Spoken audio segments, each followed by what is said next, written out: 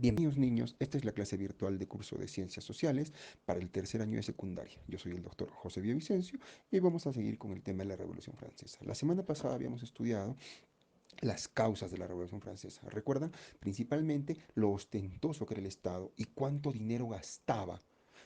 El pueblo se estaba muriendo de hambre, había muchas guerras y sin embargo la nobleza y el clero seguían haciendo fiestas millonarias y comprando joyas y grandes comidas y sus palacios incluían muchos lujos, etcétera, y la gente se moría de hambre.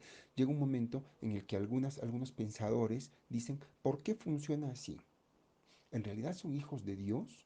Estas personas que nos han engañado, que nos han dicho que tienen origen divino y que por eso tienen más derechos que nosotros, ¿en verdad vienen de Dios? ¿Por qué tienen que vivir mejor que nosotros? ¿Por qué nosotros no podemos elegirlos? ¿Por qué ellos, sus hijos y los hijos de sus hijos siguen siendo multimillonarios y nosotros seguimos siendo nuestros hijos y los hijos de nuestros hijos pobres? ¿Qué hicieron? Decidieron que no era justo, que no podía ser así el mundo y que tenían que cambiarlo todo.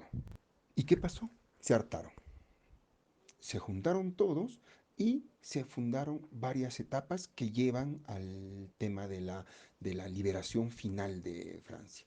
Primero, obviamente, sale la gente a la calle y empieza a protestar. Una vez que la gente empieza a protestar, se inicia lo que se llama la etapa monárquica, donde entre 1789 y 1792. Es donde el rey queda abolido, ya no había monarquía. Entonces, ¿qué sucede? El rey de Francia, Luis XVI, intenta escapar. Al mismo tiempo, trata de primero reunir a las fuerzas que podían darle cierto apoyo, el clero, la nobleza y algunos representantes de la oligarquía en el pueblo, pero lastimosamente no pudo hacer mucho más. ¿Qué pasó? Cayó. Intentó escapar, pero fue atrapado.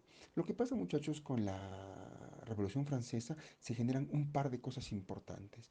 La más importante eh, sería la Declaración de Derechos del Hombre y del Ciudadano y también la Constitución de 1791 de Francia. En la Constitución se separan los poderes, se generan algunas instituciones, etcétera. Pero la Declaración de Derechos del Hombre y del Ciudadano son la piedra angular de los derechos humanos. Entonces, el ser humano tiene derechos a partir de esta declaración. Antes de esto teníamos simplemente una especie de delegación, no eran derechos en sí. Y por tal sufríamos muchas humillaciones, éramos sojuzgados, etcétera. ¿Qué pasó con esto? Se dijo, todos son iguales ante la ley, todos son libres, todos tienen derechos naturales, o sea, por nacer. Además, se ponía derechos sobre la propiedad, la seguridad, resistirse a ser oprimido, etcétera. En la siguiente clase, muchachos, vamos a tratar de estudiar cómo esto desemboca, en qué desemboca. ¿De acuerdo? Eso ha sido todo por hoy. Nos vemos en la siguiente clase.